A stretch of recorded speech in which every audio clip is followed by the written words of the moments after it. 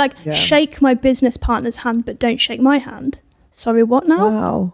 Yeah. Or like, or I say, have you got any questions in person? They say no. And then they go to a colleague and ask them a question. Questions. And I'm standing there like, I'm a business owner here. But they don't know that. That's really cheeky. I don't think they care. Either they think that I'm really stupid and I know nothing about cars, or they are just being that, like, just being stupid. I don't know. I really don't know. But there's been so much where I've just been like, you just want to face palm. Just want to face palm is a polite way of putting it. Yeah.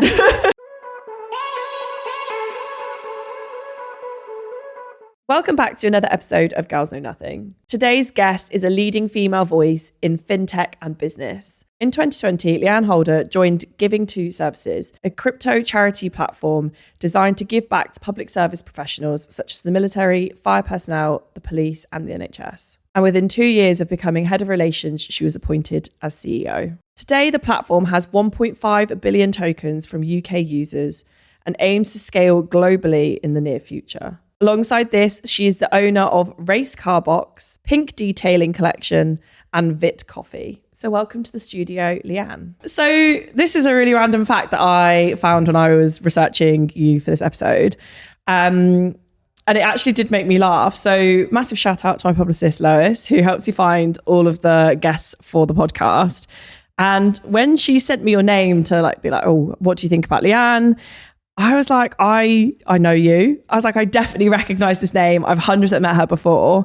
And this is the bit that's really funny for me, is that for people that have been following my journey into the public eye from way over 2 years ago, you'll remember some charming tabloids sharing some very young photos of me at a beauty pageant where they labeled them as my before surgery photos. Just want to clarify, I was 17. So if I didn't look different, then it would be a little bit of a concern considering it's been 11 years. But the twist is that you were actually the first runner-up at the pageant I was in. And I did find some really fun, cute photos of us, actually. I understand why people thought the pictures of me were questionable. You look so cute in yours, though. I don't know, the hair was it's outdated, isn't it? Yeah, 11 years ago, both our hair was very on trend, though. Yeah, probably, yeah. That's what I'm telling myself to make myself feel better. But we can hope. I just find it so funny, looking at the photos, and it's amazing to see how much our paths have changed in the 11 years. Yeah, I totally agree. I feel like it's been so long and we've done so much, but I think it's kind of cool that we've come back at this moment. Yeah, it's really nice nostalgia. It's nice, yeah. But we were talking about whether you would do another pageant. Yeah, I would do another one. Definitely would do another one. I feel very much that I'd need to kind of get myself into training again. Are you joking? You're in incredible shape. Oh, I mean, as in pageant. Oh, okay. I was going to say you're crazy. No, as in walking, standing, posing, and stuff like that. Because you just feel like if you're going to do it, you're going to do it properly, aren't you? Yeah, 100%. There's no point. You want to have fun, go there, and be confident doing it. I would totally do one, yeah. I think you should. I'd love to see you at another pageant, because I didn't realise you competed again after that one. Yeah. But yeah, I would, even just for vibes, it's good for your self-confidence. Yeah, I enjoy and it's myself. fun, isn't it? And you meet loads of cool people. Exactly. So yeah, but before you go and win your next pageant title, you did get Forbes 30 under 30 this year. I did, yeah. Which I'm just amazed by everyone that I meet that has been given that award. What was it like when you realised that you were going to be on that list? Really weird feeling, because I've had that on my vision board for years and years. So that was on the back of my door. I had loads of different things on there, then onto my laptop screen, and then onto my phone screen.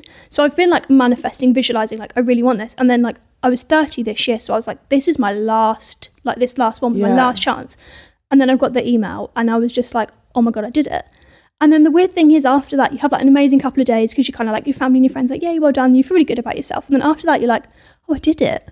I need to, you've done it, and it's amazing. But you're oh, I've done it now. What's my next goal? So it's this amazing elation, and you feel so proud of yourself. And still, I'm this is great. This is really cool. But now I'm what's now? What's next?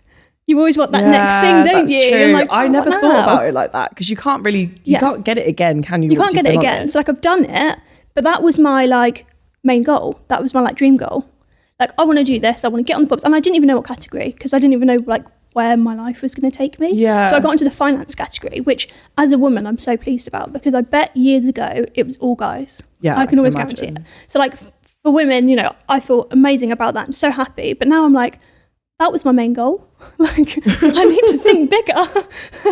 So it's like, yeah, amazing feeling and so happy. But now I'm really like, what now? It's what always next? one of those really annoying tasks, isn't it? Well, not annoying tasks. It's like if you didn't get it, but you'd already passed 30 and you just know, like, you kind of feel like, is my worth now determined by my achievements pre-30 as opposed to the rest of my life? Yeah, it's these achievements are amazing. They're great when you get them. But actually, when you think about it, like, it's happened now, it's done. Yeah. People won't really remember. Like, I'll do something else. And so it's one of those ones where, like, there's a lot of pressure to think, like, oh, I really want to do this. But having done it now, I'm like, if I hadn't have got it, my life wouldn't have changed. I might have been a bit disappointed, like, oh, I didn't make this. Ugh. And I'd have found something else to do. The same way I am now, like, oh, I found something else to kind of work towards. Yeah. So I think they're amazing and great achievements, but I think, like, people who pressurize themselves, like I did, I was like, I'm going to get on the list. Like, I am doing this. Like, when I look back, I think it didn't even matter whether I hadn't of, because regardless, the things that people do who are like, want to get on that list, they're all amazing achievements as well. Like, so I think, yay, I got it, but there's other people who didn't that have done incredible things as well. And they should be just as proud of themselves just for their journey anyway, even if they didn't get on it. I always, the last person I spoke to that on this podcast that had been put on the list, I was shocked to find out that you don't get a trophy or an award. You literally I took it really personally, and it wasn't even my honour. That's it. You're just on the list, and that's it. I think you get taken seriously. Okay. So from my point of view, the biggest thing to come out of it is that people take you seriously, and when they see that against your name, they go, oh, you must be big. You know, but you know what you're doing. So then you're more likely to get things like speaking roles at conferences, or because you've got like so someone has essentially said, yes, she is good at what she does. Okay. You've got that recognition, like name. Validation. They validated it, right? So I guess that's the biggest thing, is you get doors open to you that potentially you wouldn't have. Okay. But at the end of the day, work hard enough. The doors, like, knock the door down yourself. Yeah. Do you know what I mean? If you want something, get it. Go for it. So you put it so much nicer than me. I just wanted the nice shiny awards. That's what it is. Yeah, I did want one, to be fair. Just make your own one. I could make my own, yeah. But how did you, like, I want to know about your career journey up to this point. So, you know, I don't even know. Did you go to university? What did you study? Like, how did you get to the decision that you wanted to be in fintech? It has been the weirdest journey. Like, so strange. So I started off doing a dance degree. Oh, wow. Yeah. Okay. So like nothing business related, nothing tech related, nothing finance related. I did dance. Then while I was doing my degree, I joined the army. Okay, yeah. Yeah, no, so literally this is random. So I joined the army. I was in the army for 2 years as an army reservist. Then I decided I wanted to go into the fitness side of things. So kind of lose the dance, but kind of go into fitness. So I did my personal training qualifications in my third year, whilst in the army and doing uni. So like, made work. It really easy for yourself. Yeah, totally. And then I graduated, had my personal training stuff, and I decided to do a master's in strength and conditioning. So that is training athletes, so athlete performance, nutrition, and essentially being a coach in fitness and nutrition. So I did the master's degree, got headhunted for a job at Loughborough, coaching their athletes, which was fab. I was like, amazing. This is the perfect job straight out of it. You know, I'm doing what I want to do. Then I got made redundant. So they basically kind of shut the department down and used the university's like facilities, and essentially the job role was made redundant. So I was like, oh, I now have no job. So I'm like, I can't really go back to dance because I'm kind of like done that now. Yeah. I'm out of the army now. I've got my master's degree, but I've now just been made redundant. Like, what do I do? Because the roles are so few and far between. I was like, I need to get money for like rent. Do you know what I mean? I need rent, I need food. Yeah. And my partner, who is now my husband, was doing strength and conditioning as well. So we both had the same role. We were both heads of department. And obviously we then were both made unemployed. Oh, wow. So it wasn't just me that was made redundant, it was him. So we were like, we're both unemployed now. Double pressure. What do we do? Yeah. So we were like, let's start a business because we need money now. So while we're looking for other jobs, let's start a business. And we're both completely like lovers of cars, anything motorsport related, anything car related. And I was like, it has to be in something to do with cars. Like that's just where it naturally fell to do that. And so we basically just went for a long walk and we're just discussing like business models. And I was like, what about subscriptions? Because you've got regular income. Because obviously if someone's subscribing into a contract, income every month, brilliant. If you can make enough to pay the rent, we're in, we're quids in there. So I was saying about how beauty subscriptions were like massive, like Glossy Box, Birchbox, right? I was a big user of them. I was like, what about cars? What about like guy stuff, yeah? And girls who are into that instead of into beauty or into both. Like there isn't really anything for us. Yeah. Myself as someone who likes beauty, who likes cars, like what have I got? I've got beauty, but I haven't got the other side. Yeah. So we thought about it. We looked at market research and there was no one really doing it. And I was like, let's do it. Like, let's make a subscription box for cars. And then we were like, hang on, so how can we do this? And I said, car cleaning, because it's consumable. Every month you're going to use up the shampoo, the snow foam, the quick detail, the tyre dressing, and you're going to need more. So therefore it kind of warrants a subscription model, because if you've used it up, you're going to want to do it. So that's what we did. We started that and basically made a website, kind of didn't really know what we were doing, but made a website, made an Instagram account. Literally didn't really know the detailing industry that well at all, because I know motorsport well and cars well, but cleaning them, I was sort of like, oh, you know what I mean? Someone else to do it. Someone else to do it. But anyway, made a business in it, and it just took off like massively. And we were like, whoa, okay, this is like, better than I thought. But it wasn't enough to kind of cover fully what we wanted to do. So we both got jobs. I went and worked as a personal trainer in a gym, because obviously I already had the qualifications, whilst doing the business on the side, until it got to the point where the business was making enough money that essentially I could quit the job and just go for that. And so that's essentially what happened, went into business. And that was my first kind of real leg into the business and e-commerce side of things. And then bought another business after that as well, and just kind of had a couple of businesses running, spreading time thinly, not really knowing what was doing, completely winging the business well, considering as I had no qualifications, no experience in it, but was doing well. Yeah. And finding my feet and kind of working it out. And being a woman in the industry where there wasn't any women, just kind of like making it work. And then from there, I've always had this kind of like philanthropy thing. I've always wanted to help people. Like it's just there. And I saw that, there was a company that were trying to essentially help people. And I approached them. I said, look, how can I help? Is there anything I can do to help? Whether that is like hosting events for veterans, because I knew it was to do with the services. And obviously having been an Army reservist, I was like, I'd like to help. And essentially it kind of just led to a big conversation of, would you like to take on a role part-time? And I was like, actually, I don't really have any free time, but I'm going to do it anyway. Like, I'll make the time. I'll just find it somewhere. So that I became head of relations. Then I moved into head of partnerships. And then I was appointed to the role of CEO. And then from there, Forbes, basically.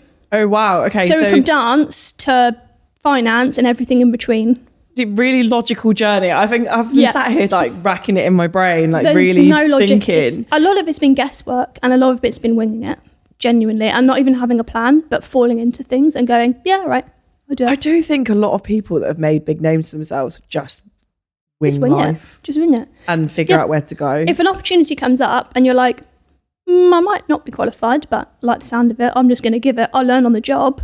I'll put my all into it.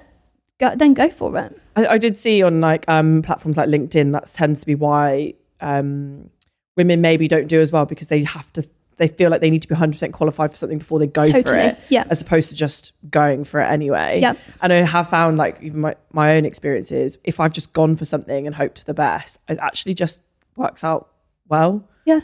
But the platform you're talking about is called Giving to Services. Yeah. So you said it is to help like people in obviously in services, but what actually is the platform?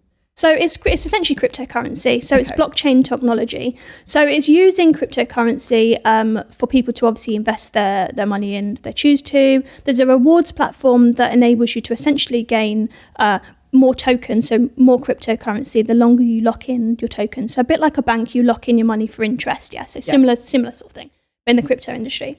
And the idea is that rewards from that 4% of those kind of get put into a big pot and then get distributed to the services. Okay. So that is like healthcare, so like NHS, military, fire, police, security services. Still very much a startup, still very much working a lot of things out, working out a lot of like solutions and stuff, but it's essentially is people who invest in the crypto token know that some of the rewards that they're going to have go to those people in the services. Okay. It's something new, it's something innovative, which I think is why it's difficult, because we're still kind of working out. Yeah. Which is kind of the same as everything else I've ever done. So, you know, I'm not scared of that challenge. But it's exciting, and the thing with blockchain and technology is that it's always constantly changing. So they're like, who knows what's going to happen next year, because technology, people can create things and everything moves. So it's going to shift and it's going to pivot, which is exciting. But yeah, it's basically just is doing good through crypto.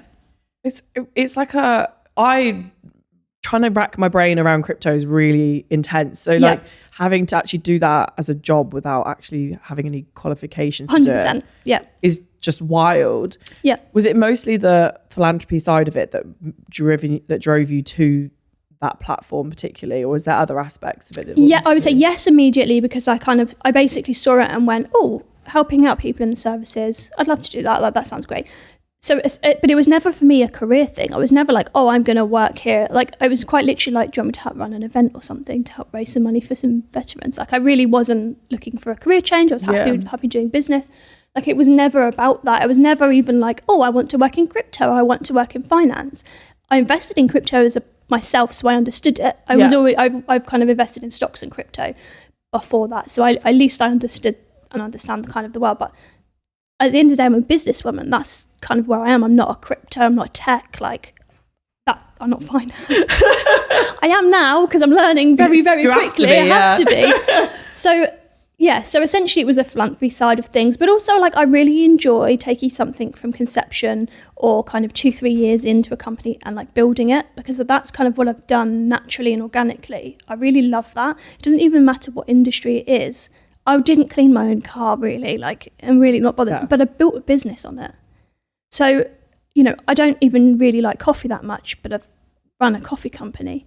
So when you think about it, it's just about building something through business. But this had that little edge of like helping others. And I thought I might be able to help here.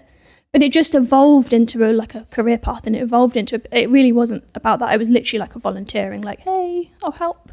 And then you ended up being the CEO. And now I'm the CEO. Are you still the CEO? I'm the CEO. So what inspired you to actually take on that CEO position? Is it just another one where you're like, yeah, I'll take on the new challenge? Yeah, 100%. Didn't come from me, neither did. I mean, the head of relations, then into head of partnerships, was offered to me, and I was kind of like, yeah, actually I'm good at forming, like, I'm good at writing emails, I'm good at writing things, like, you know, I'm kind of good at academically like that. And I was like, I can wing emails to people, I can create partnerships, because I've had to do it anyway through business. So I was kind of like, yeah, I'll take that on. Like, that sounds good. Again, the CEO thing was, I was asked by, you know, board members, and I was like, yeah, right. Let's go think for really it. highly of you though, if board members are like, we want you. Yeah, and I think very much like, it's one of those ones where, you know, you get asked to do something, you think, I don't even know if I'm capable of this. Yeah, the imposter syndrome really kicks 100%. in. I don't know if I'm capable of this. This is, I can run businesses, so therefore there's something there. But this is kind of out there in terms of the industry. But then I thought to myself, but so was the detailing industry that I, you know, worked in. So was the coffee industry. Like, so was fitness when I first joined it. You know, like, so when you think about it, like, I've done it already. Like, you kind of have thrown myself into the deep end already. What's the worst that's going to happen? I'm going to take the role, and everyone's going to look to me for approvals, and I'm going to go, I don't know what I'm doing, but I'm going to learn really, really fast. That's what the heads of are for. Right? and at the end of the day, if it really isn't for me, and I actually think, do you know what? I'm not giving the company the justice it deserves, then I'll step down. Yeah. I'll step back and I'll hire someone to replace me, and I've got no problem with that, and I'll move on and I'll do something else. No issues. I wasn't looking for that job. I was running businesses. So it wasn't like I was losing anything. Yeah. I was kind of like, I can fall back if I need to. Like, there's no risk here. If I don't make an impact, if I don't think it's for me, so it's okay. How has the platform evolved under you as the CEO? Just growth in terms of new developments. So the idea of instant aid is coming in, which is essentially to help cross-border payments. So think of cryptocurrency is instant, right? So as in, when you go to the bank and you want to send money to like a different country that's really far away, it takes like days. Yeah. Or let's say charities, okay, you want to donate to someone in Kenya, it can take 30 days through a charity. Oh, wow. And they take loads of fees out of it. So actually the money that you've donated doesn't always, like not all of it gets to the end user. Yeah. With cryptocurrency, you send it from one wallet to another wallet, 100% of it gets there. It gets there instantly. On the XRPL, which is the ledger that Ripple use, it's instant. Well, it's near instant, but it's basically instant. It gets there instantly. 100% of it lands, and you can see it on what's kind of, it's a transaction hash. You can see it on the blockchain. So there's proof of funds, right? So when companies are wanting to send large amounts of money for kind of their like corporate, social responsibility and their ESG, you've automatically kind of said to maybe your customers or something, look what we did. There's proof of it. 100% of it has landed, and it's instant. So cryptocurrency is changing the way that charities run, and that's really where I'm wanting to take the direction. So yes, very much keeping the service personnel, in mind, but thinking bigger about actually how we can really use it to like globally change lives, get funds to people in other countries quicker, cheaper as well. Transaction fees are so low, and kind of change and revolutionize the way that giving is done. Okay. On a whole as well. So that's kind of what I'm hoping that I can kind of execute down the line. Obviously these things take a lot of time to build. It's not easy, which I didn't know when I started. It's not as instant as a transaction. It's not an instant transaction, and it's not cheap it's not as cheap as you think building these things. So it's a lot of investment into a company as well. We won the Social Impact of the Year award. It was at the Women of IT Awards, and that was really, really cool because it was kind of like, oh, I've done something. Like, I've done something in the small amount of time that I've been, CEO of the company. Like, we won an award. Amazing, great. It's a nice boost to go, actually, I might be making a difference here. Other people think I'm doing something right. Yay. She also just wanted to tell us that she'd won another award. That was it. It was just, I'm just adding the list in. I just wanted to casually drop that in. Just drop that one in, yeah. No, I mean, it's amazing. And like, you were saying that there isn't that many women. Well, I don't know any women in that industry. Yeah. What are the challenges you've faced kind of coming into that industry, especially as it's so male dominated? So I've had lots of experience in male-dominated industries already, so automotive being the biggest one, and I've kind of faced a lot of adversity in that and a lot of idiots, if I'm honest with you. Coming into the crypto industry, and then the kind of finance side of things, I'd already had that knowledge of men might just go away, girl, so I already kind of had that thing, but actually I found it okay. So when I've gone to conferences, men in dark suits, me in a pink blazer, like loving my life, and kind of being different, standing out. I think that the men in the finance industry are a lot happier to see you, or at least they pretend they are, whether they are or they're not.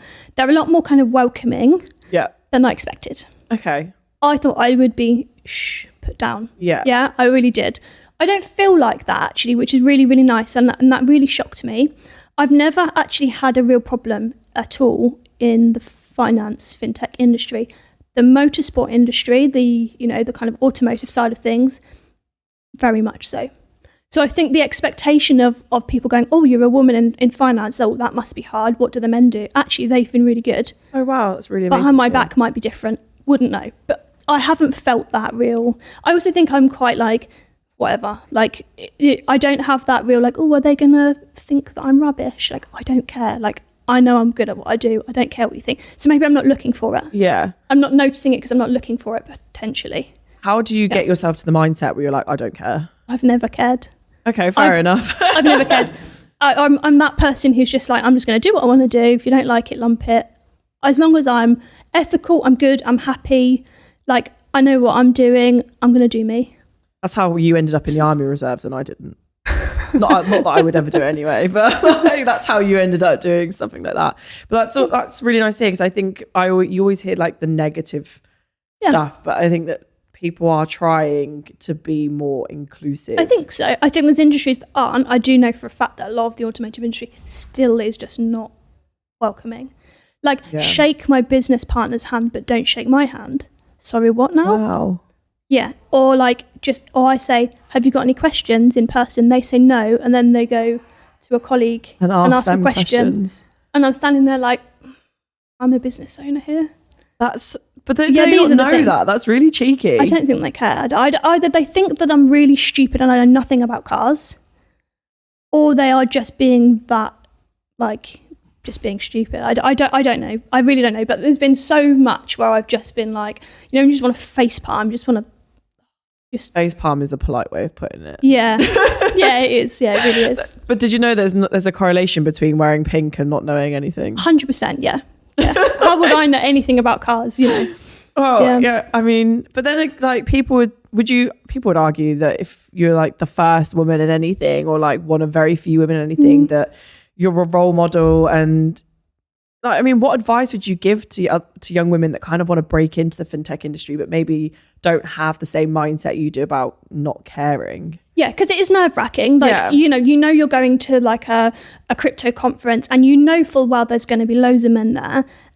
It is not like it is. I totally get it, and not everyone's going to be so gung ho of me walking in like, hi, goodbye. Like, not everyone's going to be like that. Totally. Yeah. I think the biggest thing is to have that confidence, even if you don't actually feel that confident and you are a bit nervous. Like, go in with a smile on your face, and people will smile back. It's human nature. Go and shake someone's hand and say, hi, what do you do? They will speak to you. Like, then you start to kind of, okay, you can cling to that person for the rest of the day if you don't know anyone, because you've already spoken to them. Work the room and work out who you're going to cling to. And it opens up doors, and then you don't feel so alone.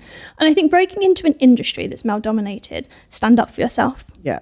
100% stand up for yourself. And it is scary, but sometimes men don't realise that they're actually being idiots. They don't realise that they may be patronising you. Maybe they think they're helping you. Like, when people are like, oh, do you want me to carry that? And you're like, oh, I have arms. Like, I can do it. Maybe they just think they're helping. Or maybe we'll turn around and go, oh, I can do it. Just because I'm a woman, it doesn't mean I actually think sometimes some men do want to help. They don't know how to approach a situation, maybe. They've never interacted with anyone in that space. Totally. And a lot of people in high-tech environments can slightly be socially awkward, or they don't really know how to communicate as well. Sorry, carry on. I'm just thinking about people I know that work in that, and I'm like, I see it. And it's a generalization, and I wouldn't stereotype, but I know that a lot of people who do sit behind a computer desk and do work on high-tech things quite often are very comfortable there, and socializing it easy. So what you've got to remember is, just because you're a woman walking into an environment that might be full of men and you might be a bit nervous, they might be just as nervous being there. Yeah. Just because you're a guy doesn't mean you're confident, right? Yeah. So I guess just remembering that everyone's in the same boat, and I think just, stand up for yourself. I was just thinking about a Big Bang Theory moment where like a woman walks into the comic book store and they're like, oh my God, like, what do we do? Everyone panics. How do we speak to them? Everyone's just panicking the same amount as each other. Yeah. What would you say your future goals and aspirations are in the world of fintech? Hard one, because I don't really know yet. You just wing it. You're like the queen of winging it. I feel like I've only just started in the fintech world, so I am actually thinking small now, which isn't like that for me. Normally I'm thinking like bigger than big. How the hell am I going to get there for things? But I'm actually thinking small, and I'm kind of thinking like, do this company justice, really think small and think actually realistic, because it's got the power to help people, and essentially I have the power to help people, so like, let's not be risky here, let's think small. So I think my main goal is to help as many people as possible using the blockchain and cryptocurrency, and kind of seeing what happens in between. I'd like to be the sort of person who can kind of speak about things, be like an expert in my field, and actually be able to go on stage and speak about it, and not be sat on a panel just about women with women. Yeah. Like, I want to be that person who is actually kind of respected for their knowledge. Like the TED Talk. Yeah, basically. I've got a speaking thing in November in Saudi Arabia, and they're flying me out to Saudi Arabia to speak. And I'm like, oh my goodness. That's massive. It's not to speak about what it's like to be a woman it's actually about knowledge. And to me, that's a huge turning point, because you just, especially at the minute, you don't, right? It's a big thing out there. Yeah. Like, it's nerve-wracking, but like, I want to be that person who is able to actually be respected in the industry for knowledge, not just because I'm a woman and there's a few of us. You get what I mean? I get. No, I understand. So I think that's the goal for the company, is to help as many people along the way and actually be the kind of paving the way to kind of what we can do with charity and crypto, because crypto has a really bad rep. Like a lot of people just see the negative side of things, but it has the power to do so much good, and that's never talked about. So I think being like the company and the CEO that puts crypto up there as good, I think would be my main goal. I don't want to go too massive with this one. I mean, I didn't even realize that you could use crypto as a way of like donation and ensuring that 100% of your donation reaches to wherever it's supposed to go. I never even thought about it that way. I just thought about people investing and losing all their money. Totally right. And that's my knowledge of cryptocurrency. And that's all I seem to kind of get people thinking is like, oh, you run this thing, you must take millions. And it's like, I don't see the money. Like, when people invest and it's gone through an exchange and stuff, like, it doesn't work like that. And I think there's a lot of people don't really understand crypto enough, but they have an opinion that's always quite negative. And I think if maybe as a company, if we educated people better, then people would understand. You know, if I as a CEO go, right, marketing, start educating people on crypto, then you're not just going to kind of increase your kind of token holders potentially, but you're actually going to have people who are completely new to this industry understand it and maybe change their opinions. When they're down the pub talking about crypto, everyone's all negative. One person might go, yeah, but did you know you can give to charity and it can do good for people? I'd be that person. If I heard somebody at the pub talking about cryptocurrency, I'd roll my eyes so hard. You'd hear them on the floor. Like, yeah. But if we can be that company that changes the view on even a tiny proportion of people, then I've done my job, I think, because it means that more people know about it, more people might be helped, more institutions, more, big corporations might want to kind of use the technology to do good for their donations. We're onto a winner. More people are getting helped. I mean, yeah, you've educated me on it, and you've already like changed my opinion on it, being sat here for like 20 minutes. So nice. At least you're doing your job right. Because now I see like there is maybe a positive aspect of it rather than what I consider loads of boring stuff. Yeah, I'm not very good at that kind of stuff. But earlier you were talking about how, you've had your fingers in many pies and you've dipped your way through so many businesses. And you were talking about how you probably didn't utilize your time or you spread yourself too thin. How did you even manage to do one, let alone three? Honestly, there's no blueprint for this at all. It's very much take every day as it comes. I'm good at like timekeeping and stuff, but I'm not the best organizer and I'm not the best at focusing, which is vital. It's vital for my role, and it's been vital throughout my whole kind of business journey to do that. But actually I have to understand myself and go, okay, I know I'm not the best at focusing in and I get distracted very, very easily. And I think that's why I've done so much. Okay. Because I go, oh, shiny new thing, I'm going to try that. It's like a kid with a toy, yeah. Shiny new thing, I'm going to try that. That's why I've done so much, because shiny new things come along and this is exciting, yay, let's do it.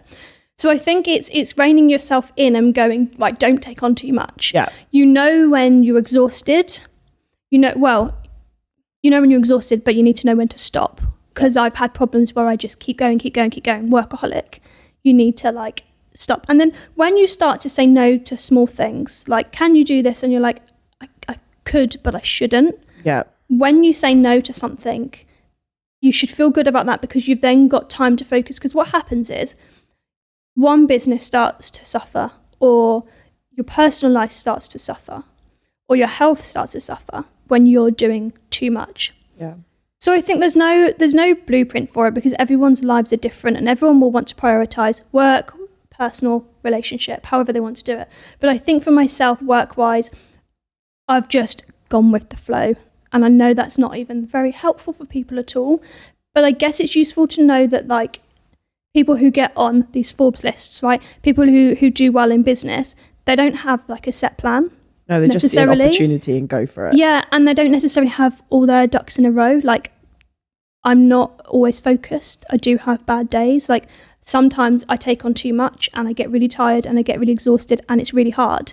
And I think the reality of that is probably important for people to know, that I don't have this amazing journal that I stick to every single day and I take down how much water I do. Because the problem is I buy those fun planners, I do 2 weeks, I get bored of them. And That's then I'll more buy realistic. another one and then I get bored of that one. Right, and I have the intention to drink this much water and do this much exercise and do all of this. And I'm too busy to even write it down. So for me, there's no plan. I just wake up in the day and hope that I fit it all in. So you're not that CEO on LinkedIn that's like, I get up at 4:30 every morning and do Absolutely an ice not. bath. And... Absolutely not. I live what I would call a normal life. I just have a lot to do in that time, and if I've slept in a bit too late, it's my own fault. It's one of those things. I have to do it in the evening, or I'll push it to the next day. Like, I'm not perfect, and I do not think that there is a perfect way of planning and organising your day. I think productivity is very much what you make it is personal. Like, I could write a blueprint for what I think everyone should do in their day because I've managed to get to here or whatever in my career. Yeah. And if you do the same as me, you're going to get there. It's unrealistic. Why would I do it? Because everyone's different.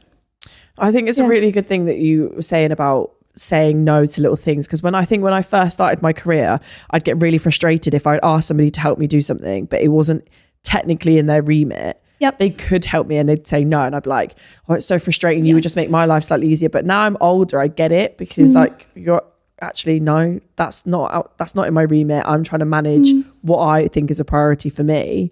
And now I get it. Now I'm older. When I was younger, I used to be like, oh, it's so annoying. Yeah, totally. And I mean, I would be the first person to also be annoyed, even though I'm the person who would drop so I totally get it. It's completely normal, isn't it? Yeah. But I just think sometimes, like, if something's going to give, don't make it your health. Yeah. Don't make it your relationship. Like, work isn't everything. We've got, all of us, we've got such big goals. We want to achieve something. But like, if it's at the detriment in your, day, week, month, year of the other things, we've got to prioritize. I have only just learned this. I am still learning to get it right, get the work-life balance. I don't know if I'll ever get it right because I am that workaholic kind of mentality. Yeah. But like, something's going to give eventually, and I'm not letting it be my health. So how do you know, or how have you decided when to let things go? Like, what do you let go? If it's not going to enhance my life massively or enhance my career on a big scale, then I probably don't need it. So I was that person who would just like do anything, like, oh, that's a cool opportunity, I'll apply for that. Oh, that's a cool opportunity, I'll apply for that, just because it seemed fun. Yeah, again, shiny new toy, right? Oh yeah, that looks fun, I'll do that. Is it adding to my career? Yes or no? Yeah. Like truly adding, as in it's really going to add something, like speaking on a stage somewhere, like, yes, that probably will, so fine. But like, just attending an event, but if it means I've got to take a day off work or do this, is it going to enhance my life or enhance my career to a point where I can notably say yes? If it doesn't, in the bin, because it's not worth it, unless you can carry on. But if you really have to be cutthroat, think about enhancement. No, I think that's a really good way to think about it. I think that's something that's relevant in every industry, because when I first started doing like the public facing stuff, you get thrown shiny new toys left, right and center. And when I first came into it, I was like, I need to be at everything all of the time. And then I'd get to, I want to say Sunday before the next week, and you don't get the weekend off because you've got that workaholic mentality. And then you got to do it all over again, and then you don't get that break. And I did make myself ill. Yeah, totally. Like, I was very unwell, and like, you weren't eating right, so my weight wasn't what I consider healthy. I didn't look healthy. I didn't feel good about myself. So I think it's in every industry, not necessarily just the fintech ones or like business, or even being self-employed. Any industry, doing anything, you need to be able to like decide what you think is important to you. 100%, like, pick and choose. You really have to. And that is really hard work, because let's say you've got 10 really cool things coming up in the month, and you've got your breaks in between, and then a few more things get dangled in front of you. It's really hard to not go, oh, please. But you've also got to pick what like sets your soul on fire. Like, what do you really love, right? So, if I'm getting invited to an event that's going to be really like, could be really changing, I could have some real value to it, then like, yeah, of course I'm going to go. But if it's just like a PR event isn't it, like, it's nice to be invited, obviously, like, lovely, cool. If it's not gonna actually like really have an impact on anything, then I can drop it. And I think it's okay to say no. This is when I talk to people that don't necessarily have ever done a beauty pageant, don't really get it. When they're like, oh, but it takes so much effort and time, and it's like, but I don't have to change my life to fit into it. Like, it's just an addition. And Correct, it's like a confidence booster for me. So for me, I don't see it as a waste of time or as a loads of additional hard work, because I do the hard work already. It's just the nice shiny dress at the end. But your appearances you can put into your like life. Yeah. You know, you can kind of like do them as you're planning events and things to do. Like you can kind of do that in. Like you say, you don't need to spend, it's not a full-time job doing a pageant. Like it doesn't need to be. Those that make it that way, fab. But it's not like, I didn't think it needs to be a full-time job. But then it's like attending PR events doesn't need to be a full-time job either. Correct, yeah. But then for some people, that's what they want to do, crack on. But I think if you really want to have like a bit of everything, for me, I think it's best dabble of this, dabble of this, dabble of this. And then that way you're kind of getting a bit of fun, but you're not burning out. You're having a bit of rest time. You're getting a bit of a shiny new toy over there. Not to make this about me, but the fact you've made time to come to my podcast means that this is, you see this as value to your career. Definite value to my career. So I'm just like going to massage my own ego for like 5 seconds. Well, this is my first podcast. Oh, yeah, it's my first podcast. Yeah.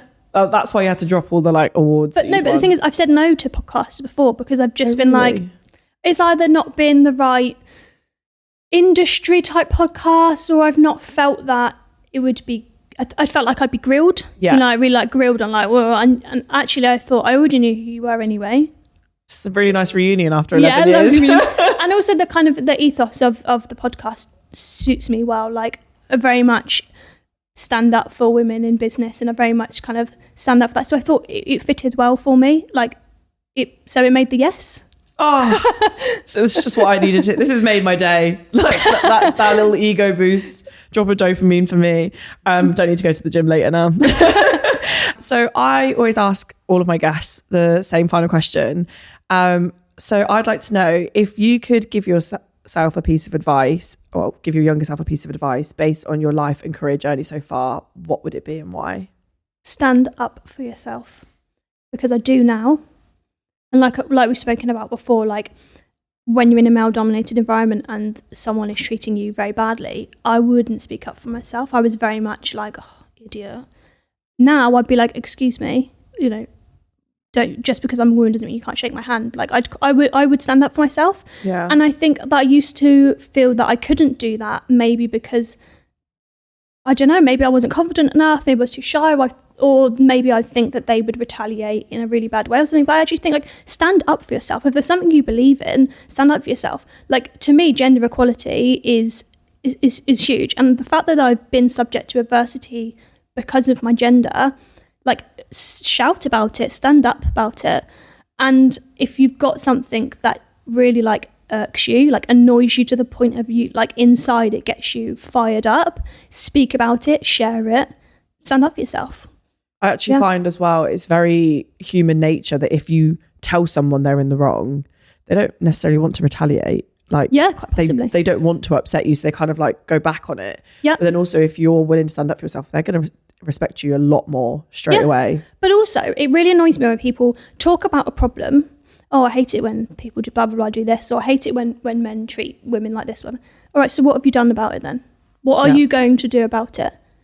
Like, don't come at me with a problem, come at me with a solution.